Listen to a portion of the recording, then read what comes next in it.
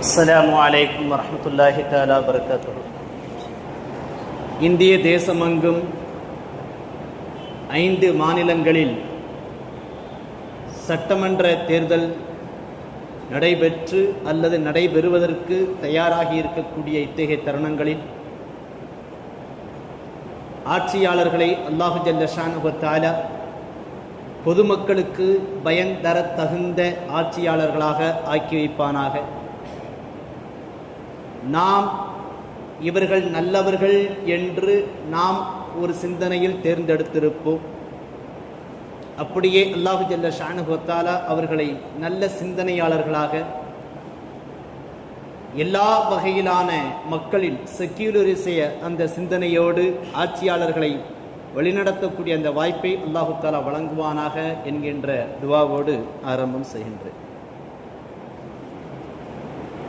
உயர்கல்வியின் மேல்நிலை பள்ளியினுடைய அந்த மாணவ செல்வங்கள் தேர்வை எழுதி முடித்துவிட்டு அடுத்து இன்னும் சில தினங்களில் அதனுடைய முடிவுகளுக்காக காத்து கொண்டிருக்கிறார்கள். இத்தகு சூழ்நிலையில் கல்லூரி மாணவர்களுடைய தேர்வுகளும் தயாராக இருக்கக்கூடிய ஒரு சூழ்நிலையில் உயர்கல்வி படிப்பிற்காக எதனையெல்லாம் நம்முடைய பிள்ளை செல்வங்கள் தேர்ந்தெடுத்து கொள்ள வேண்டும் என்பது குறித்து உண்டான சில புரிதல்களை நாம் விளங்கி வைத்துக் கொள்ள வேண்டும். ஒரு மாணவன் அல்லது மாணவி, அவர்களுடைய பெற்றோர், அவர்களுடைய ஆசிரியர், இந்த மூவருமாக இணைந்து ஒரு மாணவரை எதனை தேர்வு செய்ய வேண்டுமென்றால், எந்த கல்வியை தேர்வு செய்ய வேண்டுமென்றால், இந்த மாணவனுக்கும் மாணவிக்கும் எந்த துறையில் ஆர்வம் இருக்கின்றதோ அத்தோடு கூடுதலாக உயர்நிலைப் பள்ளிகளில் எத்தகைய மதிப்பெண்கள் வருகின்றதோ அதனை அடிப்படையாக வைத்து பிள்ளைகளுக்கு உண்டான உயர்கல்வியை வழங்க வேண்டும். இதற்கு நேர் மாற்றமாக பெற்றோர்களுடைய கனவு ஒன்று இருக்கும், ஆசிரியர்களுடைய கனவு ஒன்று இருக்கும், பிள்ளைகளுடைய கனவு ஒன்று இருக்கும். அதில் மிக பிரதானமாக பிள்ளைகளுடைய கனவையும் நாம் கவனத்தில் கொள்ள வேண்டும். அத்தோடு அவர்களுடைய தேர்வினுடைய மதிப்பெண்கள் அவர்களுக்கு எந்த துறையில் ஆர்வம் இருக்கிறதோ அந்த துறையில் உண்டான கல்விகளையே நாம் பிள்ளைகளுக்கு தேர்ந்தெடுத்து கொடுக்க வேண்டும் என்கின்ற அடிப்படை புரிதல்களை ஆசிரியர்களுடைய கலந்தாலோசனைகளோடு பெற்றோர்கள் எடுத்துக்கொள்ள வேண்டும். இதற்கு நேர் எதிராக நம்முடைய கனவுகளை பிள்ளைகளின் மீது திணித்தால் ஒன்று அதனுடைய எதிர்காலம் பாழ்பட்டுவிடும், அல்லது அந்த பிள்ளைகளையே தவறவிடக்கூடிய ஒரு சூழ்நிலைக்கு நாம் ஆளாகிவிடுவோம். பெற்றோர்கள் இந்த விஷயத்தில் மிகுந்த கவனத்தோடு இருக்க வேண்டும். இன்றைய காலகட்டத்தில் மிக பொதுவாக கலை அறிவியல், தொழிற்கல்வி, மருத்துவம், பொறியியல் போன்ற பல்வேறு கல்விகளில், கலைகளில் ஏராளமான பிரிவுகள் எக்கச்சக்கமாக இருக்கின்றது. இவைகளில் இன்னும் கூடுதலாக, சற்று கூடுதலாக ஏஐ என்று சொல்லக்கூடிய, ஆர்டிஃபிஷியல் இன்டெலிஜென்ஸ் என்று சொல்லக்கூடிய செயற்கை நுண்ணறிவு, அந்த கல்வியும் இப்பொழுது மிகவும் கவனத்தோடு மக்கள் மத்தியில் எதிர்பார்க்கப்பட்டு கொண்டிருக்கக்கூடிய ஒரு கல்வித்துறையாகும். ஜென்சியட் சொல்லக்கூடிய அந்த கடைநிலை சமீபத்திய அந்த தலைமுறையினரிடையே ஏஐ என்று சொல்லக்கூடிய இந்த கல்வி மிகவும் பரந்துபட்ட ஒரு சூழ்நிலையில் இருக்கின்ற பொழுது, இதில் நேரோ AI, general AI, super AI என்று சொல்லக்கூடிய பல்வேறு பிரிவுகள் இருந்தாலும் கூட இந்த கல்வி எதிர்காலத்தில் எத்தகைய தாக்கத்தை ஏற்படுத்தும் என்றால், ஒரு கட்சியினுடைய தேர்தல் அறிக்கையாக இதனை முன்வைத்திருக்கிறார்கள். அதுவும் வாக்குறுதியாக கொடுத்திருக்கிறார்கள். நாங்கள் இந்த சட்டமன்ற தேர்தலில் வெற்றி பெற்றுவிட்டால் ஆர்டிஃபிஷியல் இன்டெலிஜென்ஸ் என்கின்ற இந்த துறைக்கு ஒரு புதிதாக ஒரு அமைச்சகத்தை நாங்கள் தேர்ந்தெடுப்போம். அதற்கென்று ஒரு அமைச்சரை நாங்கள் போடுவோம். பல்வேறு வகையிலான ஆய்வுகளுக்கு பிறகாக தமிழ்நாட்டில் ஒரு யூனிவர்சிட்டியை, ஏஐக்கென்றே ஒரு யூனிவர்சிட்டியை நாங்கள் உருவாக்குவோம். இன்னும் கூடுதலாக ஏஐக்கென்றே ஒரு நகரத்தையே உருவாக்குவோம் என்று அவர்கள் வாக்குறுதி கொடுத்திருக்கிறார்கள் என்றால், இந்த வாக்குறுதியை அவர்கள் வெற்றி அடைந்து இந்த வாக்குறுதிகள் கண்டிப்பாக நிறைவேறுவதற்குண்டான வாய்ப்புகள் ஏராளமாக இருக்கும். இதே கவனத்தோடு அந்த ஐடி துறையில் மிகவும் புகழ்பெற்றிருக்கக்கூடிய கேரளா, தெலங்கானா, ஆந்திரா, கர்நாடகா, டெல்லி போன்ற அந்த மாநிலங்கள், இன்னும் உயர்நிலையில் இருக்கக்கூடிய சிட்டி என்று சொல்லக்கூடிய உயர் நகரங்களில் இருக்கக்கூடிய அந்த அரசு துறையினுடைய நிர்வாகிகளும் இதை மிகுந்த கவனத்தோடு பரிசீலனை செய்வார்கள். இந்த கட்சி தோற்றுவிட்டது என்றாலும் கூட இது கவனப்படுத்தப்பட்டது என்று சொன்னால், எதிர்காலத்தில் ஏஐ இல்லாமல் எத்தகைய ஒரு செயல்பாடும் இருக்காது என்கின்ற அளவிற்கு ஒரு உன்னதமான நிலையை இது அடைகிறது என்பதையும் நாம் கவனத்தில் கொள்ள வேண்டும். ஆகவே பிள்ளைகளுடைய அந்த ஆர்வம், அந்த தேர்வு மதிப்பெண்கள் இவற்றையெல்லாம் கவனத்தில் கொண்டு அவருடைய எதிர்காலத்தை நாம் தீர்மானம் செய்து கொள்ள வேண்டும் என்பதை ஒரு அடிப்படையான தரவுகளாக, தகவல்களாக நாம் தெரிந்து கொள்ள வேண்டும். இதுவெல்லாம் இருக்கட்டும். இந்த கல்விக்கு அதற்கு அடுத்ததாக ஒன்று மிக முக்கியமாக பார்க்கப்படுகின்றது. கல்வியையும் ஒழுக்கத்தையும் யார் தம்முடைய உயிர் மூச்சாக போற்றி செயல்படுத்துகிறார்களோ அவர்கள் வரலாறுகளில் முக்கியத்துவம் பெற்றுவிடுகிறார்கள். கல்வியிலும் ஒழுக்கத்திலும் மார்க்கத்திலும் யார் உயிர் மூச்சாக அவர்கள் மேம்பட்டிருக்கிறார்களோ, இம்மூன்றையும் தம்முடைய உயிர் மூச்சாக கொண்டு யார் வாழ்க்கையை அமைத்துக் கொள்கிறார்களோ அவர்கள் வரலாற்றில் மட்டுமல்ல, அல்லாஹு ஜல்ல ஷானஹு வ தஆலாவிடத்திலும் இறைவனிடத்திலும் தன்னுடைய ரப்பினிடத்திலும் மிகுந்த முக்கியத்துவம் பெற்றவராக கருதப்படுகிறார் என்பதை நமக்கு மார்க்கம் மிக அழகாக சுட்டி காட்டுகின்றது. ஏனென்றால் ஏதேனும் ஒரு துறையில் அல்லது எந்த துறையிலும் பலகீனமாக இருக்கக்கூடிய ஒரு இறை விசுவாசியை விடவும், ஏதேனும் ஒரு துறையில் பலமிக்கவராக, அறிவு முதிர்ச்சி பெற்றவராக, தீட்சண்யம் உடையவராக இருக்கக்கூடிய ஒரு இறை விசுவாசியே அல்லாஹ் ஜல்ல ஷானஹு வ தஆலாவிடத்தில் மிகவும் பிரியத்திற்குரியவர் என்பதாக அல்லாஹ்வின் தூதர் ஸல்லல்லாஹு அலைஹி வஸல்லம் அவர்கள் சுட்டிக்காட்டுகிறார். அப்படி என்றால் ஒரு மாணவன், ஒரு மனிதன் தன்னுடைய கல்வி, தன்னுடைய ஒழுக்கம், தன்னுடைய மார்க்கம், இந்த மூன்றையும் பற்றி பிடித்துக் கொண்டு உயிர் மூச்சாக அவன் வாழ்ந்தான் என்று சொன்னால் அவன் எல்லா வகையிலும் எல்லாவற்றிலும் அவன் மேம்பட்டவனாக ஆகிவிடுகிறான் என்பதை மார்க்கம் நமக்கு மிக அழகாக சுட்டிக்காட்டுகின்றது. இப்படிப்பட்ட வாழ்க்கையை வாழ்ந்த, ஒழுக்கத்திலும் மார்க்கத்திலும் கல்வியிலும் உன்னதமான நிலையை அடைந்த ஒரு மனிதர் நம்மில் வாழ்ந்தார். 1951 கொடைக்கானலில் முகமது நைனார் ஜொஹரா பீவி என்கின்ற தம்பதியினருக்கு மகனாக பிறந்தார் கமாலுத்தீன்.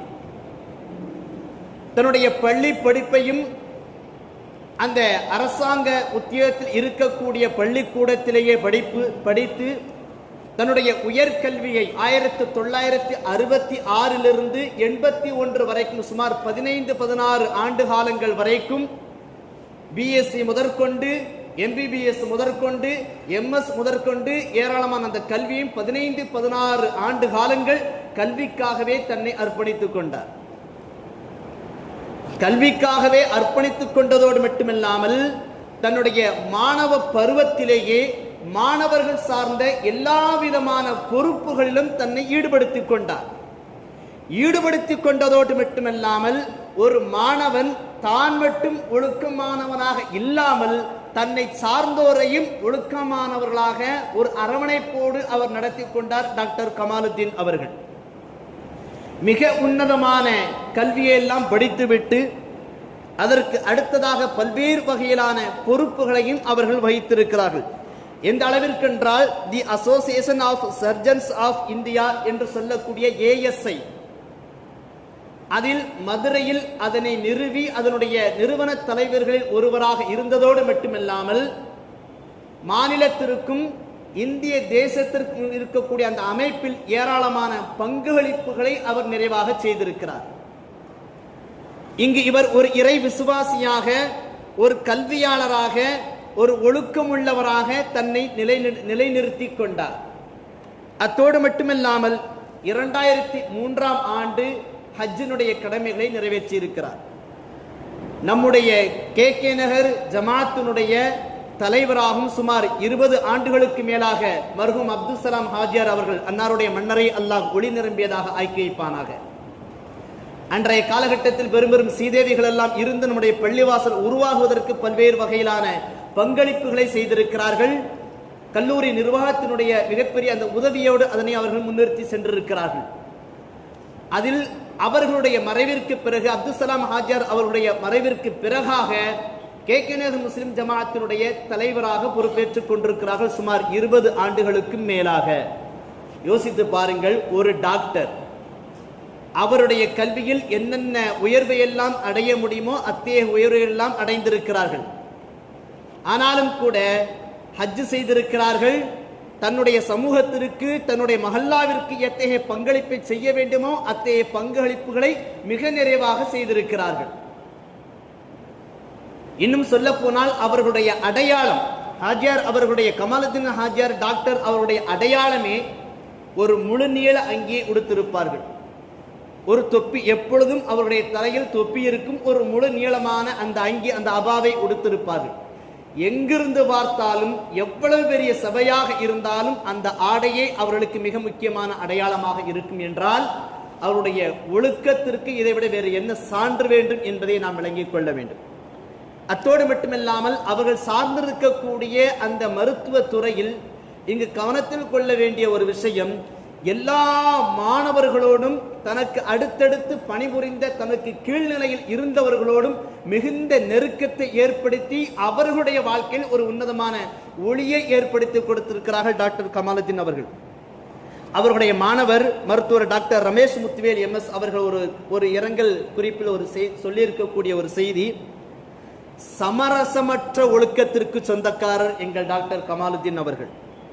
நேர்மைக்கும் கடினமான உழைப்பிற்கும் அர்ப்பணிப்பிற்கும் கண்டிப்பிற்கும் அதே சமயத்தில் கருணைக்கும் சொந்தக்காரர் டாக்டர் கமாலுத்தீன் அவர்கள் என்பதாக அவர் பதிவு செய்திருக்கிறார் என்றால், ஒரு மாணவர் இந்த செய்தியை பதிவு செய்திருக்கிறார். சமரசமற்ற ஒழுக்கம் கவனத்தில் கொள்ள வேண்டிய ஒரு விஷயம். ஒரு தனி மனிதனுடைய ஒழுக்கம், ஒரு மனிதனிடத்தில் பொருளாதாரம் வந்துவிட்டது என்றால் ஒழுக்கம் தவறுவதற்குண்டான வாய்ப்புகள் இருக்கிறது. ஒரு மனிதன் அதீதமான கல்வியை பெற்றுக்கொண்டான் என்று சொன்னால் அவனிடத்தில் ஒழுக்கம் தவறுவதற்குண்டான வாய்ப்புகள் இருக்கின்றது. ஆனாலும் கூட எல்லாவற்றிலும் சமரசமற்ற அந்த ஒழுக்கத்தை டாக்டர் கமாலுத்தீன் ஹாஜியார் அவர்கள் கொள்கையாகவே அவர்கள் வாழ்ந்திருக்கிறார்கள். அவர்களுடைய நேர்மைக்கும் கடினமான உழைப்பிற்கும் உண்டான அந்த உதாரணம் என்பது நம் எல்லோருக்கும் தெரிந்த ஒன்றுதான். அத்தகைய உன்னதமான ஒரு நிலையில் இருந்திருக்கிறார்கள். அத்தோடு மட்டுமில்லாமல் ஏராளமான ஏழைகளுக்கு மருத்துவத்தை அவர்கள் பல்வேறு விதமான அந்த குறைந்த அளவிலான செலவினில் அவர்கள் மருத்துவம் பார்த்திருக்கிறார்கள். அதற்கு ஏராளமான உதாரணங்களும் ஒன்று, நேரடி சாட்சியாக நான் இருக்கிறேன். என்னுடைய தாயாருக்கு அந்த தைராய்டு பிரச்சனைக்கு டாக்டர் அவரிடத்தில் அணுகிய பொழுது, நாங்கள் ஊர் தென்காசி, நாங்கள் திருநெல்வேலி ஹைக்ரௌண்ட் முதற்கொண்டு பல ஆஸ்பத்திரிகளில் பார்த்தாச்சு. அம்மாவுக்கு ரொம்ப முடியாமல் போயிடுச்சு. மீண்டும் அம்மாவை அழைத்து கொண்டு நாங்கள் இங்கு வைத்து, எங்கள் வீட்டில் வைத்து டாக்டர்களை பார்த்து எவ்வளவு முடியுமோ அவ்வளவு குறைந்த செலவில் அவர்கள் பார்த்து கொடுத்திருக்கிறார்கள் என்றால் அவர்களுடைய அந்த சேவை மனப்பான்மையும் நாம் இங்கு கவனத்தில் கொள்ள வேண்டும். அத்தோடு மட்டுமல்லாமல் இவருடைய வாழ்க்கை தரம் என்பது இங்கு இருக்கின்ற பொழுது தினமும் ஃபஜ்ர் தொழுகை மற்றும் மக்ரிப் தொழுகைக்கு நம்முடைய பள்ளிவாசலுக்கு வந்துருவாங்க. எல்லாருக்கும் தெரிந்த ஒரு சில குறிப்பிட்ட நபர்கள் இருக்கிறாங்க. சையது முகமது ஹாஜியார் இருக்கிறாரு. அவர் தஹஜ்ஜத் தொழுகையை தொழுதுட்டு பள்ளிவாசனுடைய முன்சஃபில் உட்கார்ந்துக்கிடுவாங்க. அதுபோல சில நபர்கள் இருக்கிறார்கள், முன்சஃபில் அமர்ந்து கொள்வார்கள். ஒரு குறிப்பிட்ட நேரத்தில் அவர்கள் அந்த பாங்கு சொன்னது முதற்கொண்டு சுன்னத் தொழுது விட்டு அப்படியே அமர்ந்து விட்டு தொழுகை எல்லாம் முடித்து விட்டு செல்லக்கூடிய ஏராளமான ஹாஜியார்கள் நிறைவாக இருக்கிறார்கள். அல்லாஹ் அவர்களுக்கு நிறைவான அருளை தரட்டும். ஏராளமான தனி நபர்களை நாம் கேள்விப்படுகிறோம். ஆரம்பகால அந்த தஹஜ்ஜத் தொழுகை முதற்கொண்டு இஷாவினுடைய இந்த சுன்னத்துகள் முதற்கொண்டு வரைக்கும் எல்லா தொழுகைகளையும் கடைபிடிக்கக்கூடிய ஏராளமான அந்த தனி நபர்களையும் நாம் பார்க்கிறோம். அல்லாஹ் அவர்களுக்கு அருள் புரியட்டும். அத்தே ஒரு உன்னதமான ஒழுக்க மாண்பை அமைத்துக் கொண்டவர்கள் டாக்டர் கமாலுதீன் ஹாஜியார். இங்க நமக்கு தெரியக்கூடிய மிக முக்கியமான செய்தி, ஒரு மாணவனுக்கு ஒழுக்கத்தையும் உயர்தரமான கல்வியையும் மார்க்கத்தையும் நாம் பெற்றோராகிய நாம் கற்றுக் கொடுத்து விட்டோம் என்றால் அவன் எங்கிருந்தாலும் உன்னதமான நிலையை அடைந்து கொள்வான்.